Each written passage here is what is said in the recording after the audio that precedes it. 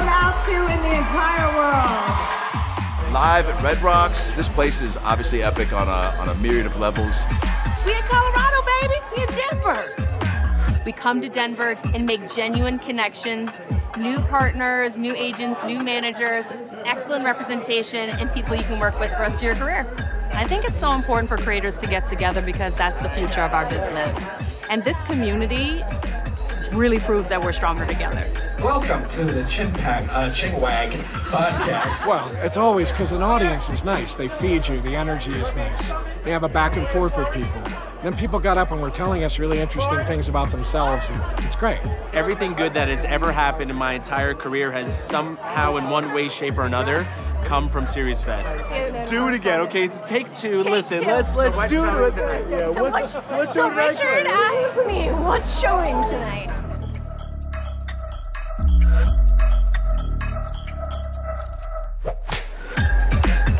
What's going on behind me? SeriesFest, baby. It's really a celebration of creators. That's really what we're here to do, is celebrate creators on the verge of breaking into the industry. And everybody I've met is not only interested in you personally and what you do creatively, but they want to share their story. It's really about the community, it's really about the arts, it's about the people who make the films and the television shows. The artists come first here.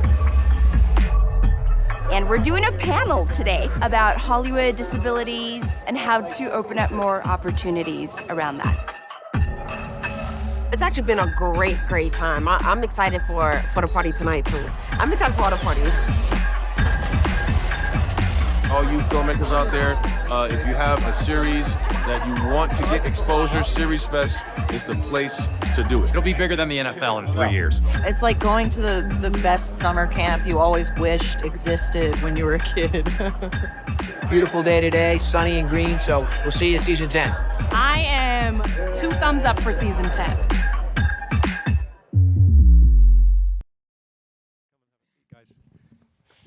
Yeah, give them a round of applause. So this is Maxime and Geraldine. Hello. Hello. I kind of wish we could have just carried on watching episodes of that because, yeah, it was brilliant. Okay, I'm Jordan Pinto. I'm the North American editor for C21. I think everyone can agree that was absolutely brilliant. Let's just start by asking, when did you first start writing this series, and what was the inspiration behind it? We started a few years back now. We wanted to do a show about aerobics because, we'd read Jane Fonda's autobiography, and when she talks about aerobics, you can tell how amazing that moment was when, all of a sudden there was a possibility for women to sweat. That's what she says, that no one was offering women the ability to sweat before as a positive thing. And in France, aerobics is also a big deal because there was a TV show that became very popular in the mid-'80s. But we thought, it's such a good subject, someone's gonna do it. So we thought, let's do something a little bit more fun, and just not, because there's all these shows about, like, they call it arena shows, like you take a sport or a job and then you make a show, you create characters around it, and then you just tell the story of that sport. We wanted to do something a little bit more fun, so we thought, let's do a spy thriller too. And then, that's how it came about. Yeah, and I don't think it works. Okay. We also wanted to speak about female friendship and sorority, and also of the French fascination for America, and that's it. Yeah, that's how it came about.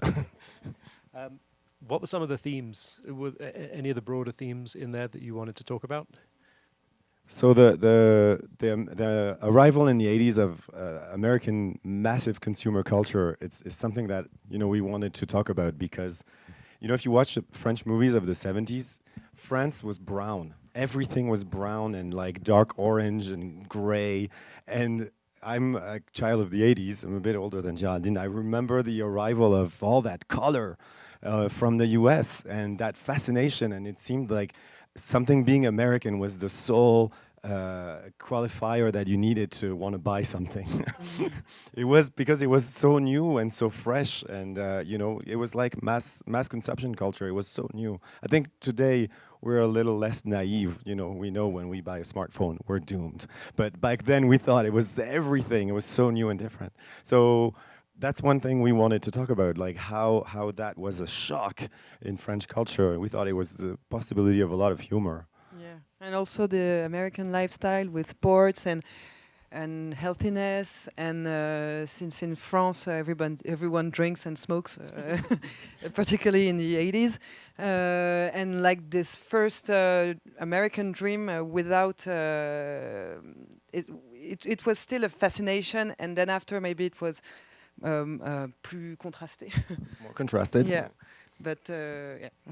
And because there's something very positive about taking care of your body and empowerment. There's also a dark aspect of it that we talk about in the show in the later episodes with body fascism in a way. It's a hard term, but so it was a way to talk about to talk about women, because France in the 80s was an extremely sexist place, and so it was a way for us to have a subject that could help us, poke fun at men and how they behaved.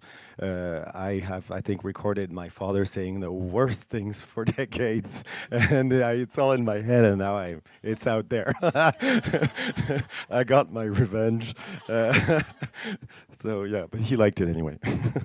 That actually kind of brings me on to my next question, which was going to be about how did you research for the role for the like, obviously it's set in the 1980s. Like you said, you were a child of the 80s, but did it require a lot of research? Did you have to go back through a lot of old media, or like how did you do that? Well, those 70s movies, the French end of 70s movies, are really good. They're a really amazing source of how French people lived back then. Anything with the actress Annie Girardot. I don't think she's very famous here, but she was a famous actress then, and she's in tons of movies that are really interesting about women in their 40s. In the 70s and 80s, so I love those. But it was really fun to research because it's about aerobics, it's about industrial spying, industrial espionage, and plane making. So it was like all subjects that we didn't know that much about. So it was really fun to delve into that, and also the place of women in spy history, which has been not really looked at for so long, even though women make amazing spies because nobody really expects them to be. So it makes a lot of sense for women to be spies. So all of this we just delved into books and read stuff and took notes when it was good, and it's in the show. Are there any? Oh, sorry, Geraldine. Were there any particularly good female spies that you came across when you were doing the research, or any ones that we should know about? Matari. And Josephine Baker, yes, of course. And also there's one, Marthe, I can't remember her name. She was amazing. There's some amazing characters, like there's actually pilots, ones that couldn't become pilot, they became spies because they were upset at France for not letting them be. That's one thing, because the sexism in certain countries can push certain women to look away, and so that's what we're trying to tell with the story of Karine. What you learn about the main character here is that she was denied entry into that school, which is a true thing. And so there's a bitterness there that her life, because there's something really interesting about trailblazers, right? The first woman to enter a school or become a pilot. But I keep thinking about, what about the one that was just before, who deserved it just as much and just couldn't get into that school? And we thought, hey, let's talk about these people too, not just the trailblazers. And in the history of planes, aerospace, there's a lot to decipher there. There's an amazing documentary called by Yuri Casalino called No Gravity. If you get a chance to see it, it's about the place of women in aerospace, and the director talks to women who couldn't go, those women that were just before the door was open. It's so moving and so beautiful. It's a great film. Can you tell us a bit about the French platform that commissioned the series and how that happened? So it's called OCS, and actually, maybe Max. I'm sorry, my English is really bad, so. No, not at all. Because the story is long. There was a contest, but for France Télévisions, which is another platform, and we didn't win, but we were. OCS was participating in the contest, and so they ils nous ont repérés. They noticed us. Yeah, they liked what we did. Yeah, and so they told us, propose something, anything you want. You have a carte blanche, and so that we came with Tutu, which is the French name of. Yeah, and the other show that we had written for that contest ended up being picked up as well. So that's why we got the amazing chance to do 2 shows at the same time. So 2 first shows, really. And OCS is a channel that they don't give a huge budget. Like the budget is fairly limited, as you may have noticed. We have to work with the team, the directing team, the director Julien Patry and his team worked so hard. They were all really invested in the story. The actors, the actresses as well. But the budget is limited. But in exchange for not too big a budget, they give us 100% creative freedom, which is really rare, as you all know, which was really fun, scary too. I think one of the rare things that they told us is they say, okay, we understand what you want to do with men, but we're hoping there's at least one that's okay, that's kind of nice. So we thought, maybe, we'll see. It's Didier. He turns out to be okay. So OCS they recently got sold to Canal+. So we were kind of wondering what's going to happen to us, but we did get greenlit for a 2nd season. So, thank you. Which is the season ends on a cliffhanger, which is a sign of a gamble when you're a writer, because you're kind of going maybe it'll. So we're really relieved that we get to tell la suite, the next part of the story. Yeah. And whereabouts in the process are you with season 2? Like, have you started writing it, and do you have production dates for that? It's gonna be shot in October, and we are writing the first episode. They're all prepared. The synopsis of the 10 episodes are prepared, but we're dialoguing the first one, and we have to be a little bit fast because we don't have that much time. But it's so it's great to see these characters, de les retrouver. Find them again. It's like our children, and we're really happy to play with them. Because also when you write first season, we imagine characters, we have them in our head, and then actresses are found, and then the characters become some of a mix between what the actresses are doing and what the director's trying to do and what we wrote. What's really interesting about writing in season 2 is that all the characters now are quite fixed, so it's really interesting to write because we can hear how they're going to say it. And this is really exciting for us. We see the locations, so we're really enjoying writing season 2. Yeah, and we know what clown everyone is, and so we write for that because we know Claire, who plays Karine, she's really funny and she loves to add little jokes, and we know her music, so it's great to experiment that. Mm-hmm. I'll ask one more question, and then we'll go to some audience questions. Just whereabouts was it filmed in France? Where it's happening in Blagnac, in the Toulouse area. So Toulouse is in the southwest of France, and it is where Airbus is. Blagnac is the suburbs of Toulouse. Toulouse is a pretty big city, but Blagnac is a small town in the suburbs, and that's where Airbus's plants factories are.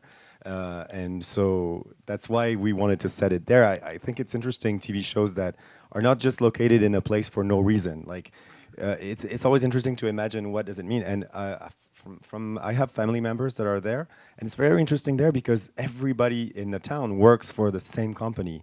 We couldn't call it Airbus because, legal, but that's what it is. Like, the whole town works for the same company, so that's why it's interesting for an industrial spy to go there, and that's why it was interesting for us to set it there because it couldn't happen anywhere else. And we love in American shows how American shows that take place in certain states really tell the story of that state. That's what I like. We really like that, so we try to do the same. Yeah. Does anyone in the audience have any questions? Okay, we'll start with 2 back there, and then we'll go to the front. Start with you on the left-hand side. Hello. L'actrice principale, elle est britannique ou bien on a plus? Parce que l'accent, c'est pas américain. But what makes you say she's American, the character? Could you just translate the Oh, yeah. question if you don't mind? She just I asked, can't. yeah, sorry, she just asked where the actress that plays Jane is from because the accent doesn't seem completely American. But how do we know she's actually American, Jane, right? She's obviously lying about a bunch of stuff, so. Okay, so that's my cop-out answer.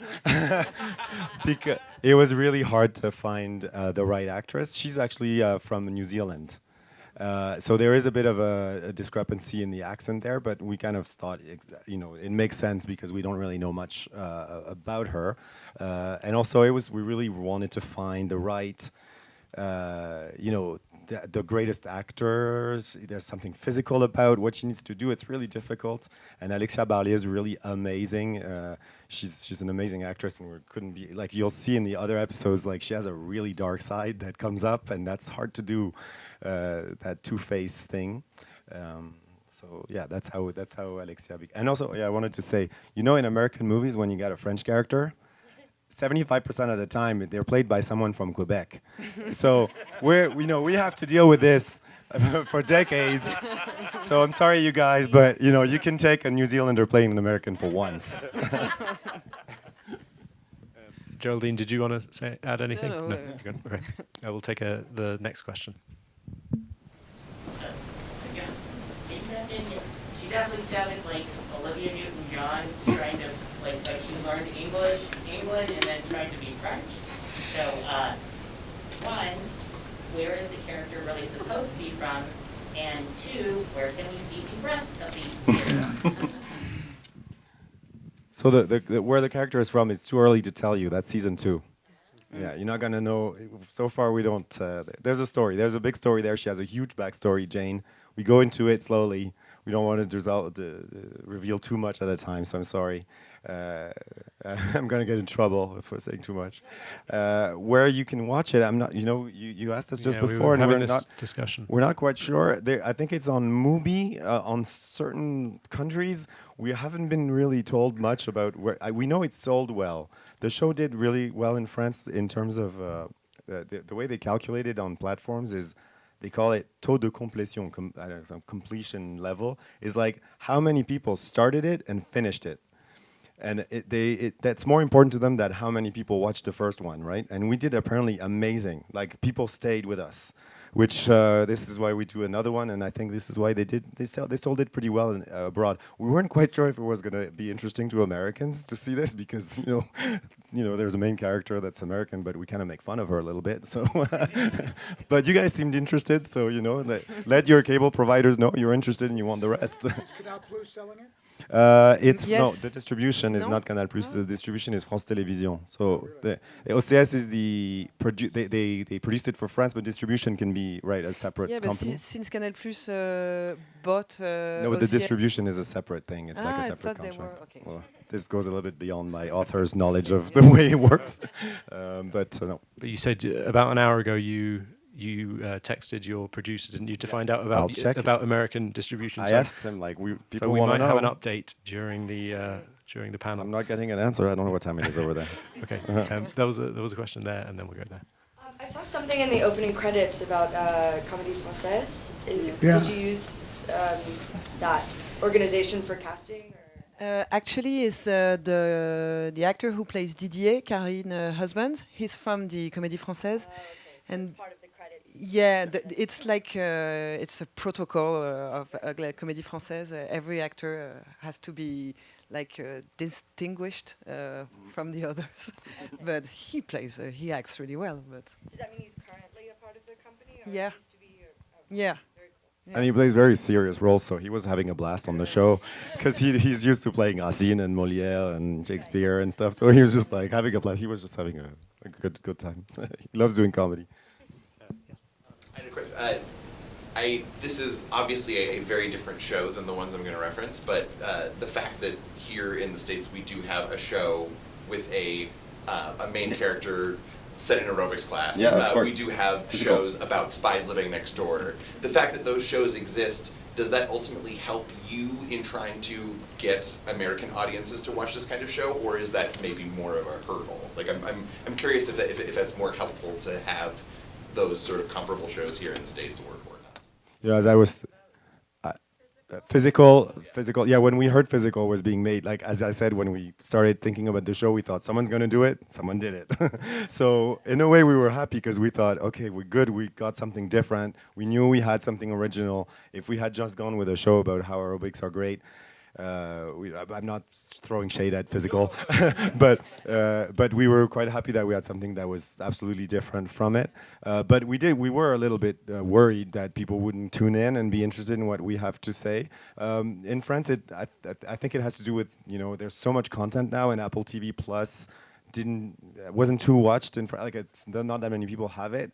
So we got lucky on that one. The Spy Next Door thing, those were, you're maybe thinking of Desperate Housewives or The Americans. Yeah. Those were definitely inspiration for us that we try to reference, obviously. Yeah, but actually the main reference was a manga, how do you say?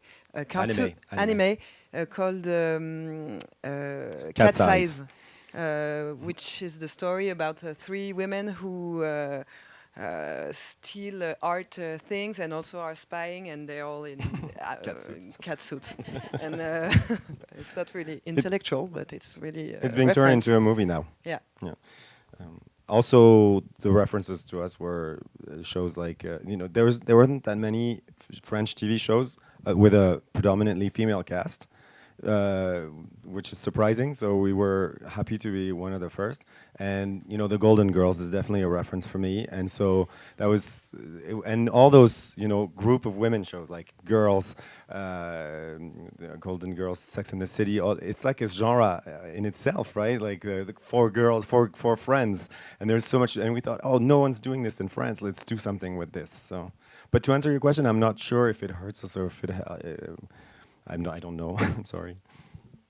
Do we have any other questions? Yeah, there's one at the back. Yeah, I'm just curious about the writing process. I just want to know if it's a little bit different than American and Canadian writing processes. Did you have a room together, and did you collaborate on the ideas, or did you go in writing synopsis just yourself? We had a room. Actually, we were 3. There's another screenwriter called Benjamin Adam, who was more experienced than us, and so he helped us really with the structure.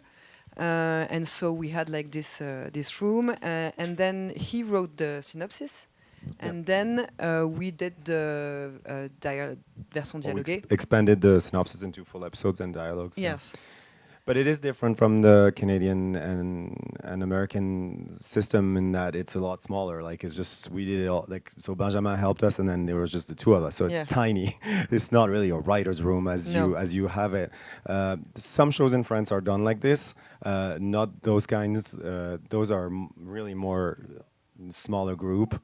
And same thing with season 2. We have a different helper, Judith Godino. And this is all the shows that we do it like that. But I'm hearing that Americans and Canadians are starting to work like that. A lot of showrunners like to work in smaller groups and sometimes write everything themselves. So and take more time.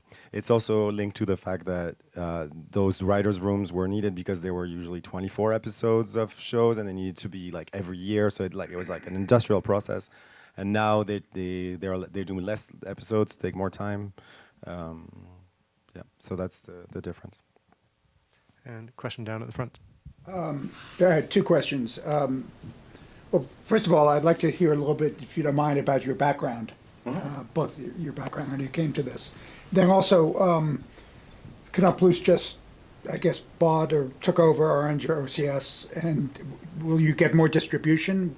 Will the series be seen more broadly than it was as a result of that? My background, I majored in philosophy, and that's it. And then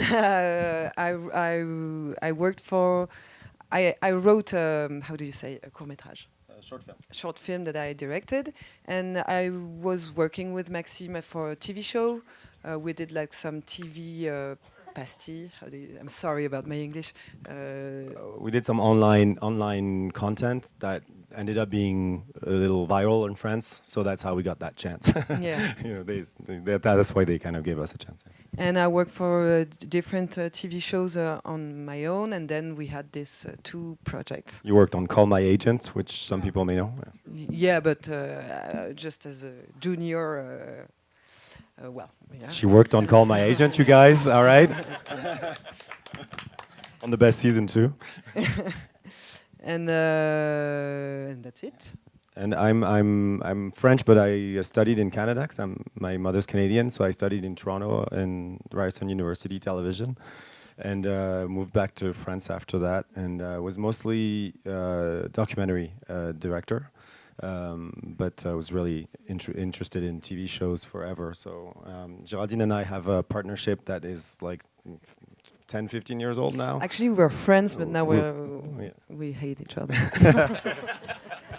Something clicks, you know. Sometimes you meet somebody and it clicks. We work so well together. Yeah. There's something that, and we keep doing stuff together.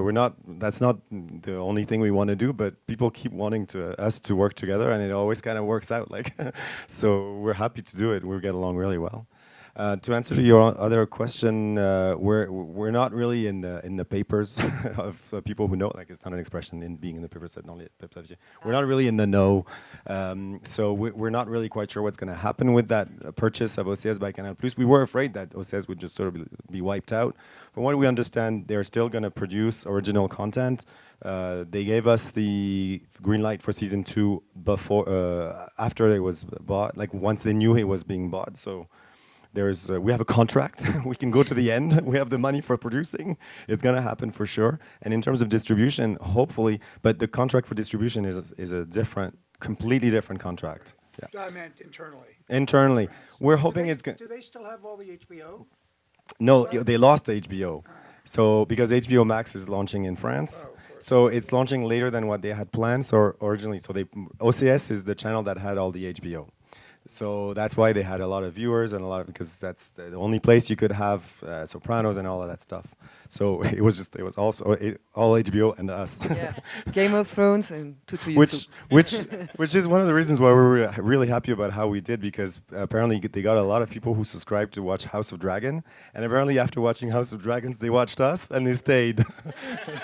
So we're just like, yeah, achievement. Yeah, that was amazing. So. Very different. Yeah, it's a very bingeable series. Okay. Yeah, Thank you. Was that? Did you hope that was that part of the strategy, or is that just a well, we like bingeable shows ourselves, so it's so fun, a cliffhanger, you know. Yeah.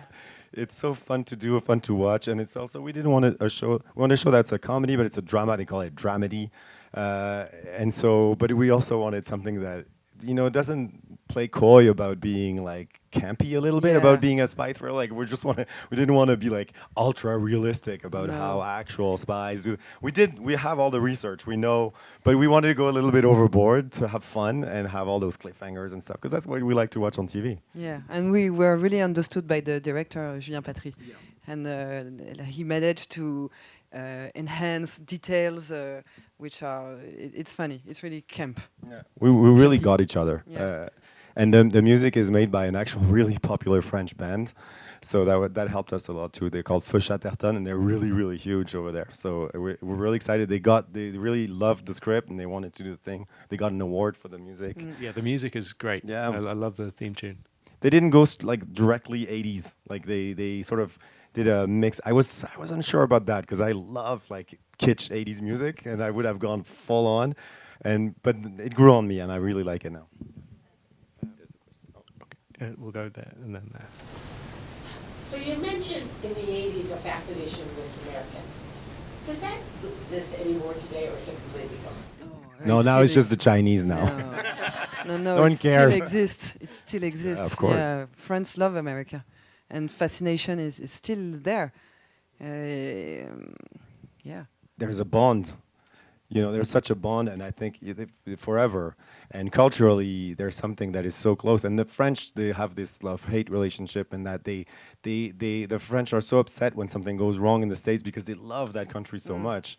And so they're really, really interested in anything that the Americans have to offer. And that's also why, and we're the same. Like we've grown up on American television, and that's why it was really fun for us to create an American character.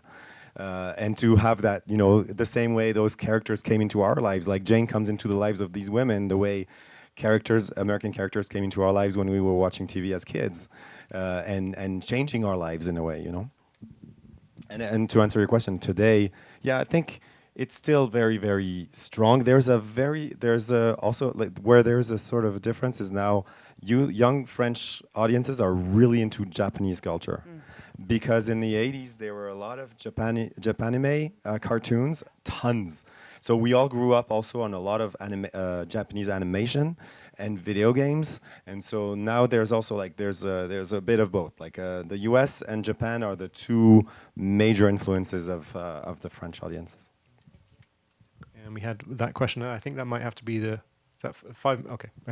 And that might have to be the last one. Sorry. Remind me what the time frame was from when you got the kind of go from the competition to the writing process to the filming to actually producing and. Well, there was COVID in the middle of this, so of course. So I think it was 3 years altogether between the first ideas and the when it aired in September.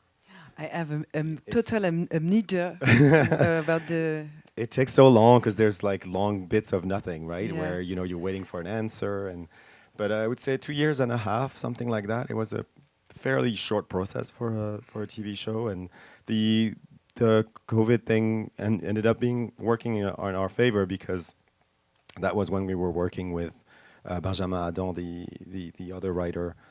So we were all at home having nothing else to do there but write, you know. I had my kid. Last September. Same time, House of Dragon. It was like the week after. So early September. Fantastic. Okay, folks, just give another warm round of applause to Maxime, Geraldine, and the Aerobics Project. Thank you guys.